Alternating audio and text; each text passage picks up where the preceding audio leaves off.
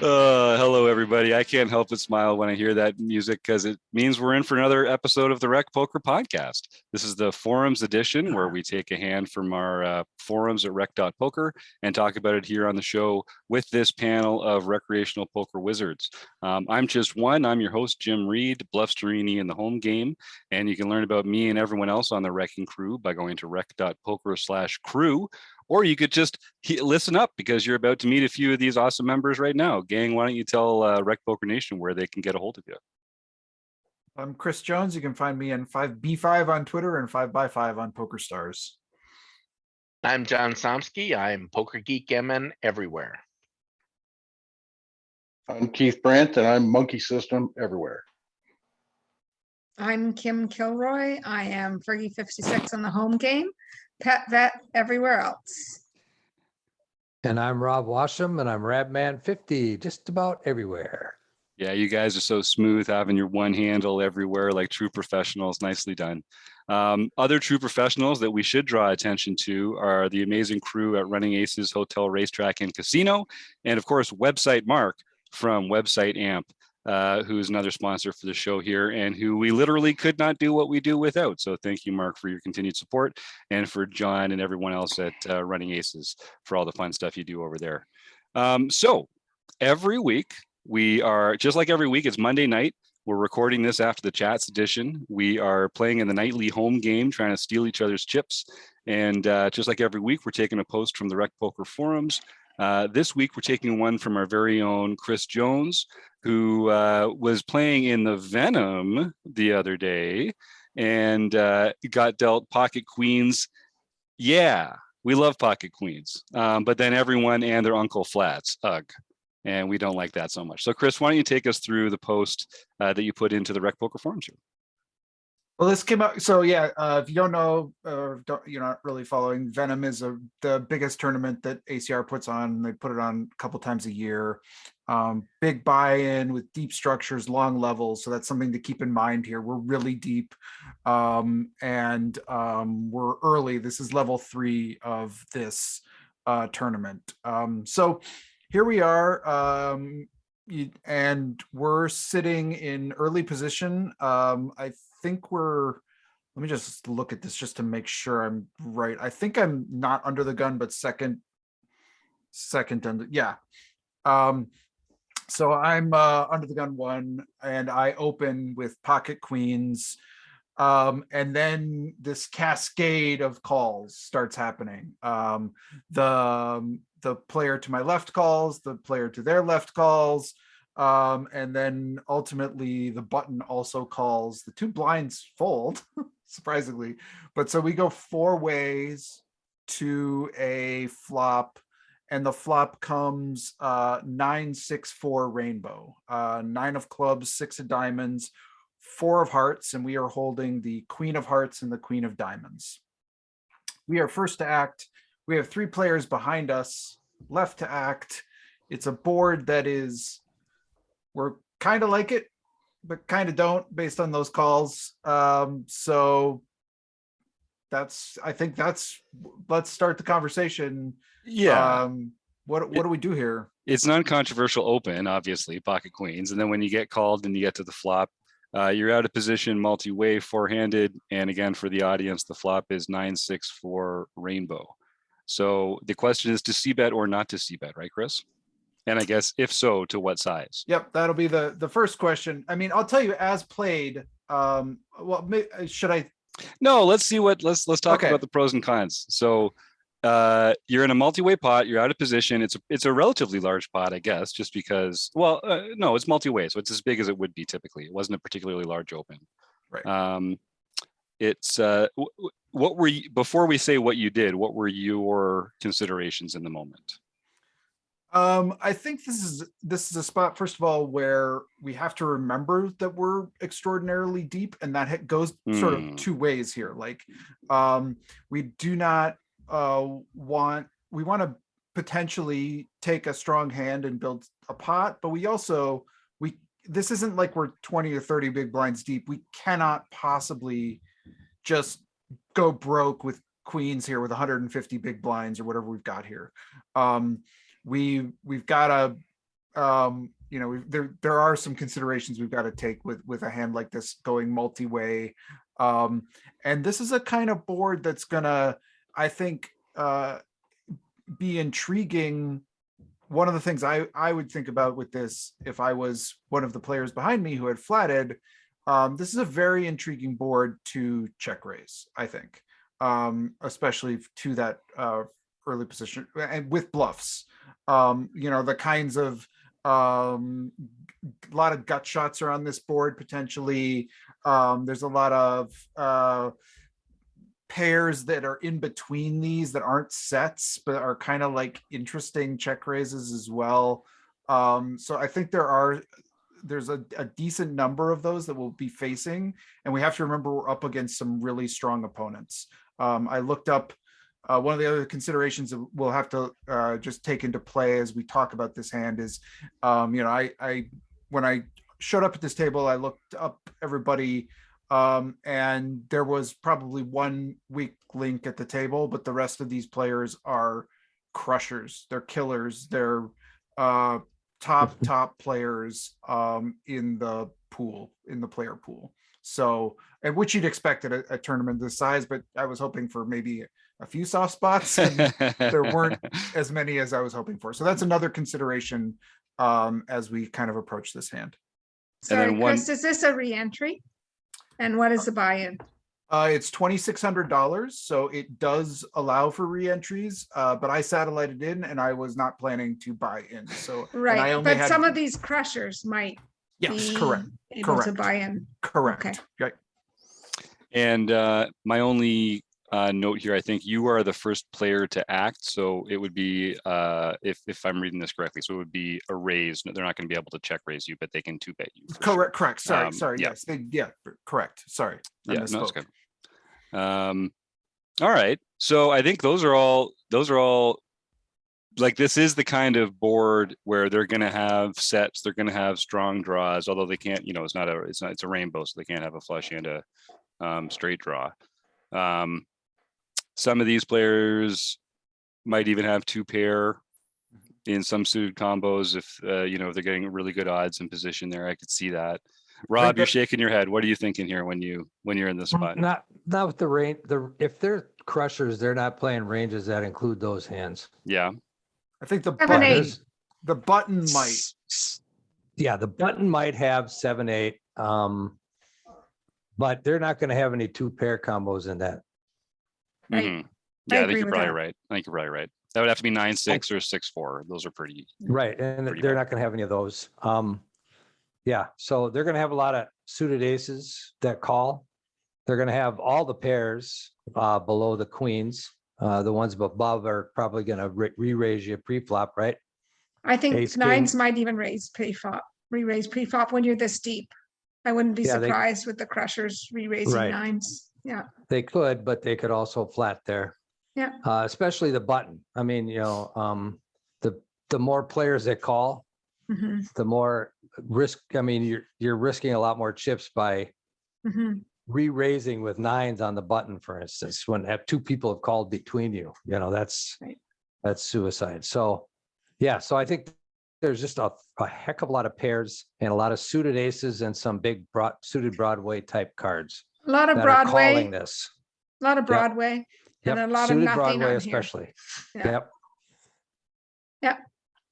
So does that incline you holding pocket queens then? Or I guess we should also be thinking about, like, how balanced do we want to be in this place? Is this a spot where we're actually going to be playing in a balanced fashion, or are we just going to kind of play our hand? Chris, when you're in a tournament like this that's kind of above our comfortable typical buy-in, do you adjust how you think about those kind of spots? How worried are you about playing in a long-term balanced way here? The only thing that I say to me, it's less about the buy-in and it's more about the structure. And so when I go into a tournament like this, the thing that I just remind myself, and like I say before I start, is like, be patient. You have time. There are lots of opportunities here and in fact, like, if I double up right here, it's almost meaningless. It's nice. It's great. Hey, let's get a good start going. But that's that's sort of meaningless versus being crippled here is something I really don't, or going out here is not something I want to have happen. And so like it's that sort of like, it's just a reminder myself, like I can be patient. The structure of this allows me to play optimally. So that was more than the buy-in is what I'm kind of telling myself as I begin it. I like that attitude, that like being patient is like super important in these kind of events, but that's different than being passive. Correct. Like, so I just feel that this is, in my opinion, I would 100% see bet queens here, as I would aces, kings, ace nine, 9, 10, tens, jacks. I would be c betting all of those hands. I'd be c betting my pocket fours, pocket sixes, maybe checking my pocket nines, but I would be c betting all of those, and I'd be c betting them for a fairly decent size because we're facing 3 players and because we're so deep. So I would c bet here, because if we don't c bet here, we're never going to have any information. We're so underrepresented in the strength of our hand. If we check here, that unless we're planning to check raise ourselves, that I think that it's just so hard to get information if we don't c bet here. And if we c bet and face a lot of action, I'm fine with getting away from the hand. I don't ever think I'm ever going broke on this board with queens when we're this deep. Yes, when we're 30 big blinds deep, but not Sure. when we're this deep. Yeah. Chris, do you have a c betting range here and queens isn't in it, or is this just a checking range spot for you So given the I would say circumstances? first of all, my c betting strategy shrinks considerably. Like my percentage that I c bet a board shrinks the more players you add to a board. Yep, that So makes sense. heads up queens, I'm c betting this 100% of the time. Against 2 opponents, I'm c betting it probably 85-90% of the time. Once we get 3 villains and I'm the first one to act, now I'm probably then it also becomes pretty board dependent, but this is a board where I am checking a lot. I'm checking a lot of my range here. And in fact, one of the things I like about having that checking range here is that we can I think our opponents are going to bet a decent amount here, and especially the button if it gets to them, and I think we can shorten this hand. If it checks through, great. I think I've got the best hand almost 95% of the time. If somebody bets, I have a lot more information there that I can then react to, and I still am shortening the hand. And if there's a lot of action behind me, then that's also information. So I disagree that we're not going to get information by not c betting. But I can see the point of c betting, but I think we get information either way. I don't think that this board hits the opponents that are calling very often. Ooh. I just don't. I think they have ace 4, ace 6, ace 9 in their ranges suited. For sure. I think they have 7, 8 suited, and I think that sometimes they'll have the pocket pairs, but often they've just got Broadway here. So I think when we c bet, we might get a heads up, for instance, like we're going to fold out some players, and now we get some information. More information. Maybe. So if you're let's the question the players that I think are the person. So first of all, remember we're an early position open, and then we get 2 players, the next 2 players over from us calling. That to me, especially that second player, if they're any good, should be a very narrow range. I shouldn't really include hands like queen jack offsuit, right? Like I doubt we're going to see suited though. Suited. Maybe, but that even becomes a lot of players are going to 3-bet that in that spot. But even good players will when they're this deep will just call with a lot of these speculative hands. Maybe. Yeah, I agree. You will see some of that, but I think you're going to see less and less of it. And you're going to see a lot of low pocket pairs. You're going to see a lot of hands that, if we're going to see queen jack, then we are going to see like 7-8 suited or some of those kinds of things as well. I don't know. And I think what we can do still by checking this is we're not necessarily losing. We're not going to get 3 folds, right? So what we're really trying to do is isolate and get this sort of heads up, probably. Right. But when we do a C bet here, and that's an okay strategy. But then, so are you calling a single check raise? Depends on the size. Yeah.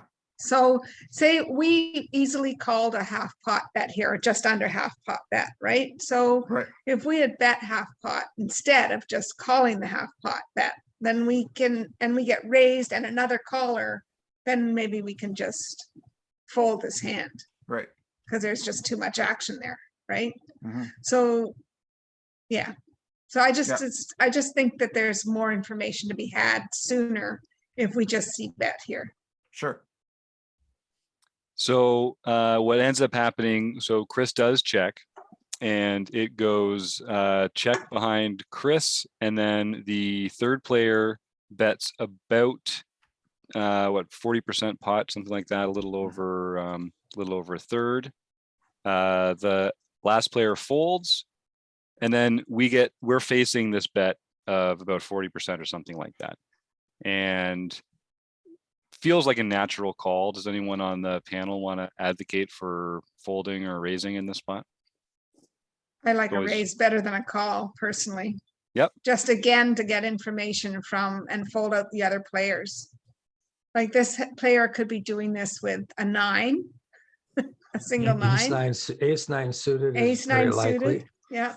Pocket 10s, pocket jacks. Yeah, some hands 7, that 8. might even continue to our raise, which we're beating, which is nice. And because it's a small bet, we don't have to do a large raise. Like we Mhm. can do a fairly small raise as well. Mhm. But I don't mind the call as played, but I would prefer a raise here because again, we're so under repped our hand. And and because we're out of position, I think it's better to take the aggression. So Yeah, we it's- have cards and we have aggression on our side, but we don't have position. Right. So you need 2 out of 3 to continue in the hand. So I prefer to show aggression. And it's a board that we don't have a lot of natural check raises. Like we're not going to have a lot of natural check raises anyway as the pre-flop raiser. But even when we do, there's not going to be many of them on boards like 9, 6, 4 rainbow, I don't think. What about you guys? Do you guys have a check raising range in a spot like this with that under the gun opening range? It's going to be super small if we do, right? There's this old adage about aces, you either win a small pot or lose a big one. And I think this is kind of the same situation. I think when you're this deep in a tournament that has this slow of a structure, you don't want to get jiggy right off the bat. You want to you keep the pot size under control so it doesn't get out of hand and you lose a heck of a lot more chips than you really need to. So I think keeping it under control is really what you need to do here. I mean, we got over 120 big blinds to start this hand. This is not the time to get crazy. I mean, if your chip stack's down around the 20 or 30 big blinds, hey, let's get crazy. Let's go nuts. But when you're at this deep a stack, you don't want to just, blithely throw chips away.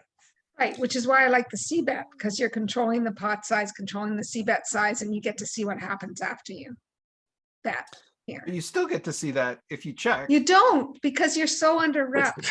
It's Oh, just, so- you like, don't know what to do. So Because it Kim- looks like you have ace king or ace queen here. So Kim, kind of what you're saying a bit is that you're under repping your hand by not C betting to the point that it Yes. changes the action so that we're not actually Yes. getting the same kind of action, that like more honest action. We're like Right. inviting more action.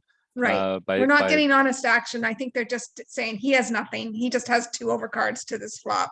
And we're not even worried about this Doesn't player. that, but doesn't that also then, so I agree against some opponents that works really well, but I think against really competent opponents who are going to be check raising us on boards like this, which they see as disadvantageous boards to our opening ranges.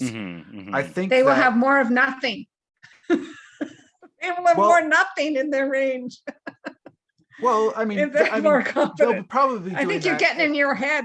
No, I think they'll be doing that in a balanced fashion. I agree. They'll have some gut shots in there. I think they'll have like more competent sort of like raises that are a balanced range that will include things like gut shots, probably their open-ended straight draws, some weird like pairs plus that have some blocker qualities, and then their sets and it'll be probably that kind of range, right?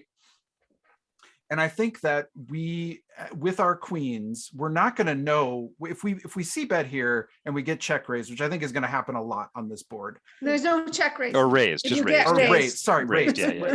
When we bet here, when we get raised, we're not going to learn. I mean, I think we're going to actually learn more by checking and reacting to the action, and knowing that we've got a strong hand that can call a lot of bets, and we can be ahead of hands that we're talking about, like ace nine suited, and we can and like the 7/8 of the world with our queens. If you happily get more chips in this pot, but we can see also, I mean, if another player bets and I don't know, I like it multi-way when we're the first player to act, to give our other opponents a chance to, so what are you doing this with ace king as well? No, I'm checking ace king. See, but that's then we've got a disaster in our hand, because now our checking range, you listed all our sets, all our strong hands, and so our checking range has nothing in it.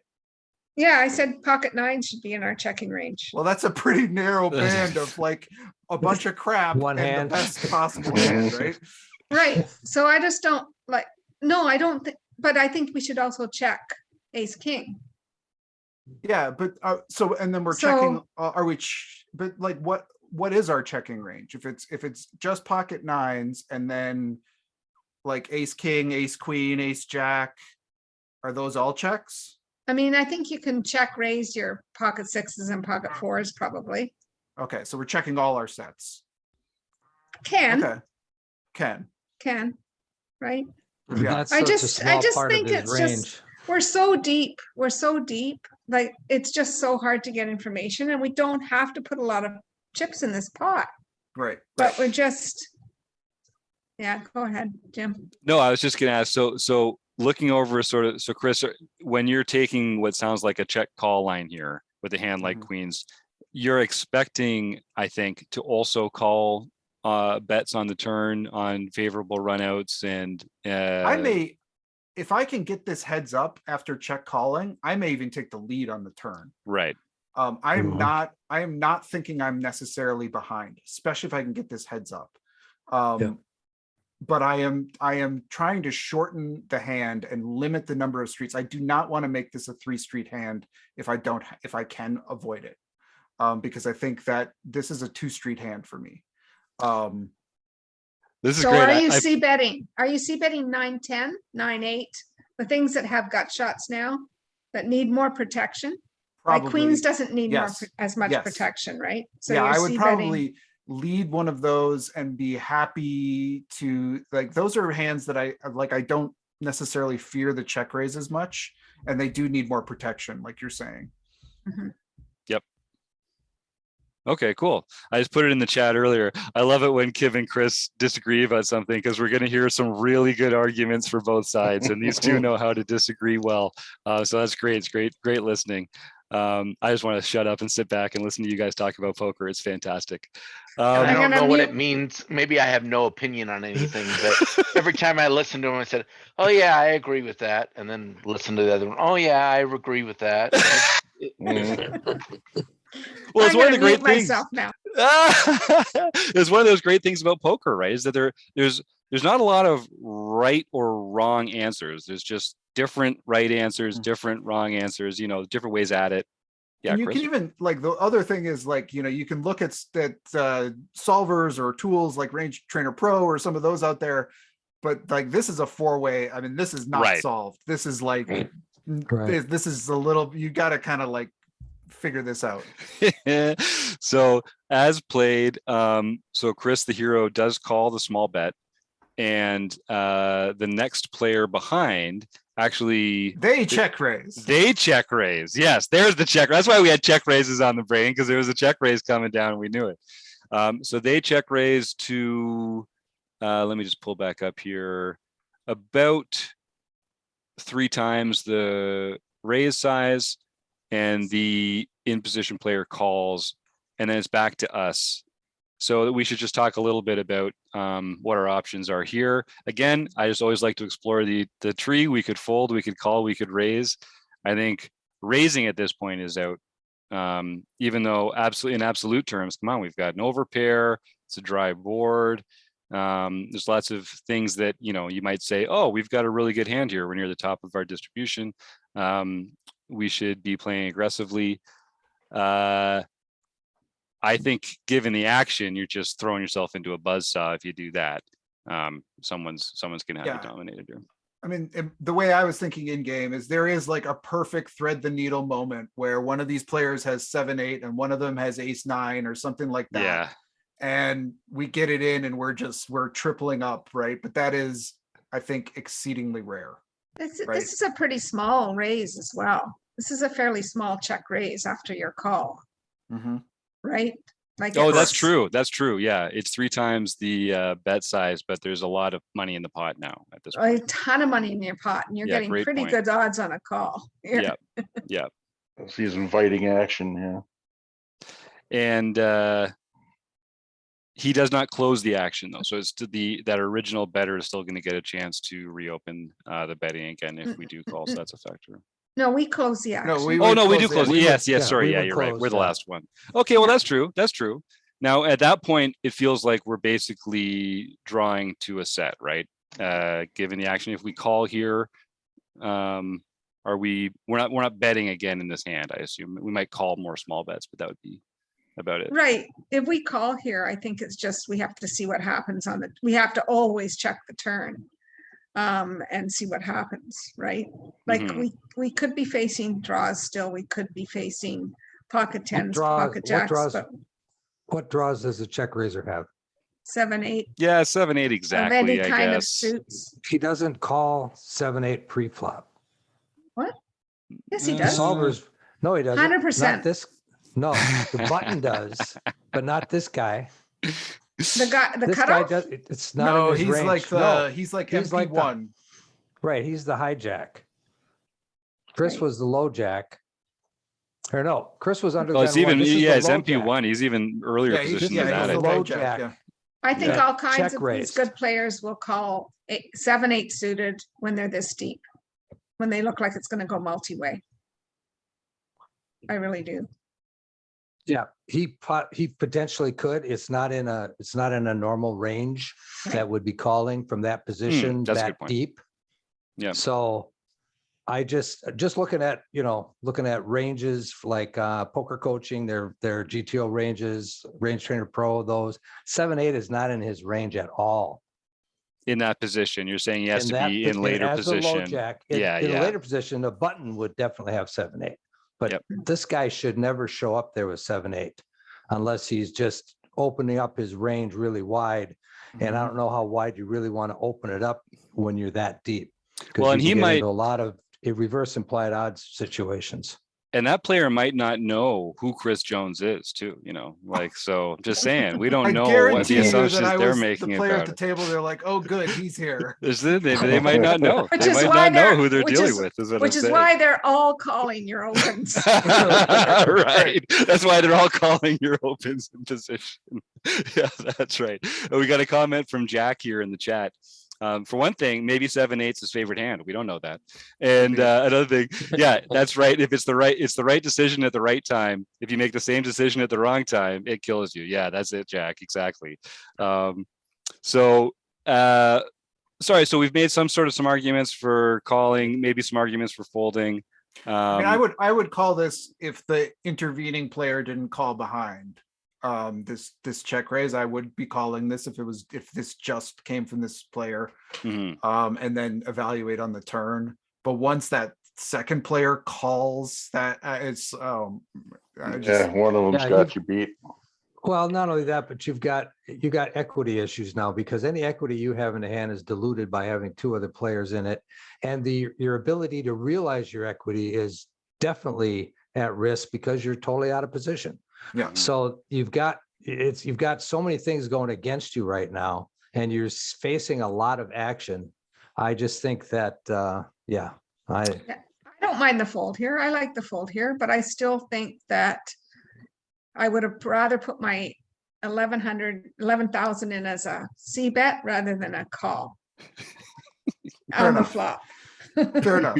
So then if you put your C bet in and you got raised by this player rather than check raised by them, and then And then you got- everyone else folded. well, no, then and then I you have can the call. intervening, you have an overcall. Now what are you doing with your Well, we queens don't after know you- we don't know. if Well, let's that's just what say, happened. theoretically, the second player raises us, and then the third player he's got 7-8. So That that's guy the that whole called point. has 7-8.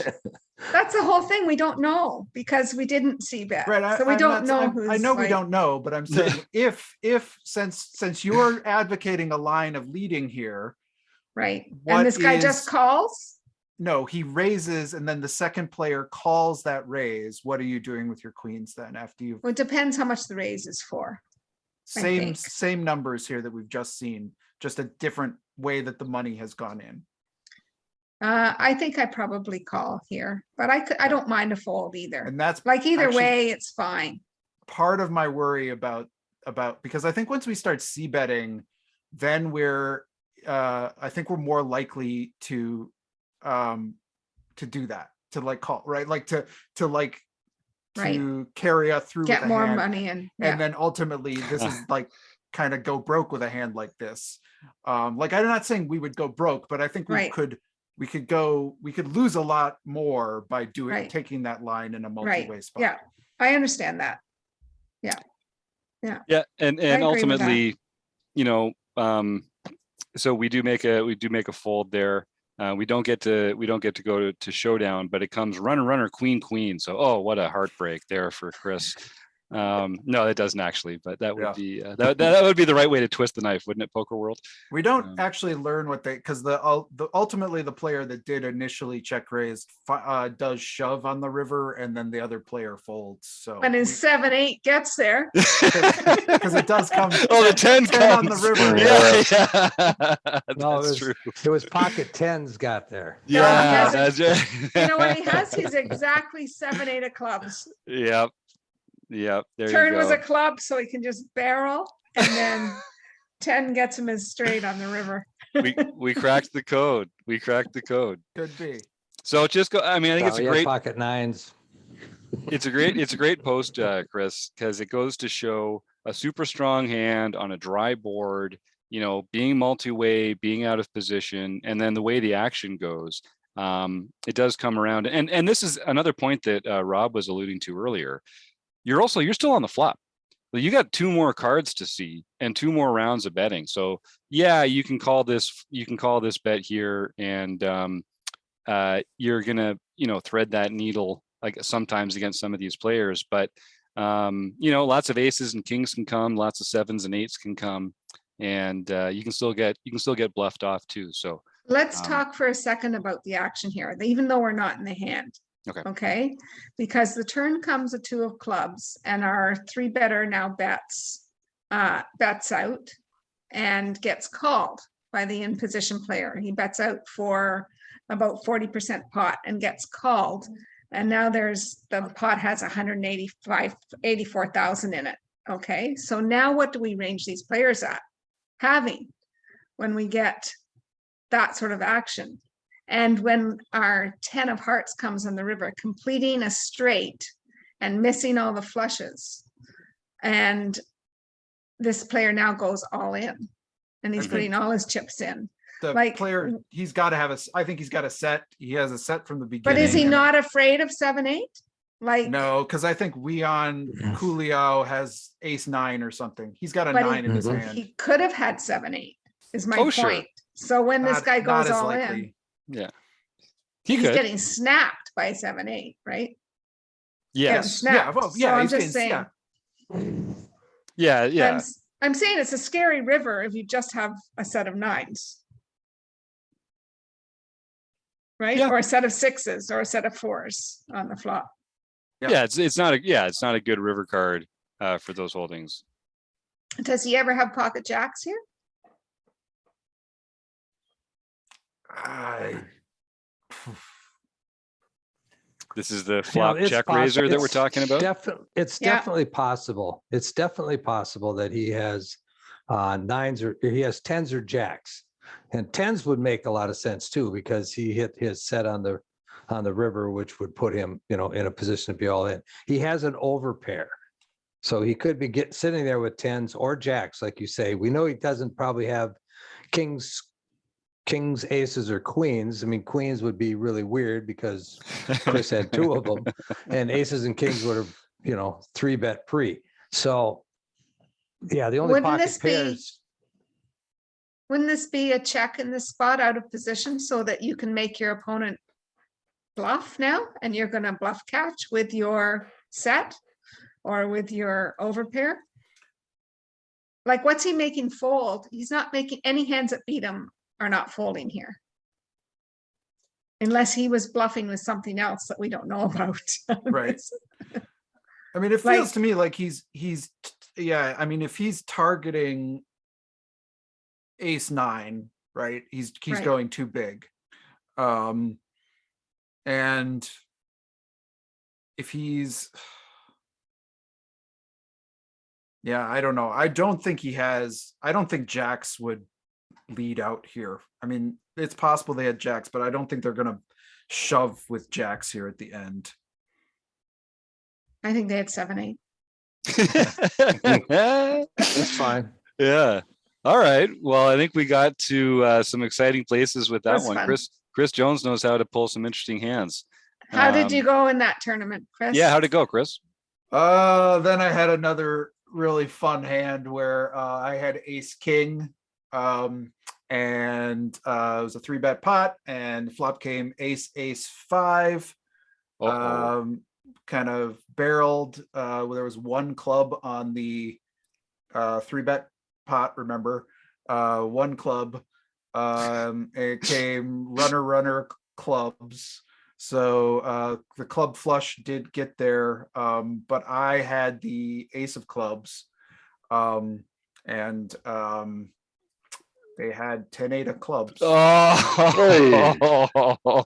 Oh, wait, on ace 5? Ace did you say? 5 with 1 club. So it had to be Wow. the 5 of clubs, right? 5 of clubs, maybe Right. 10-8 Yeah. of clubs. Yeah. Now, did you see bet that one? I did, Okay, well then, and that's overbet- hashtag I bet overbet the approved. I turn. think. Overbet the turn, which they still did not fold to. No, they hit the gin turn card for them. How could they possibly? God.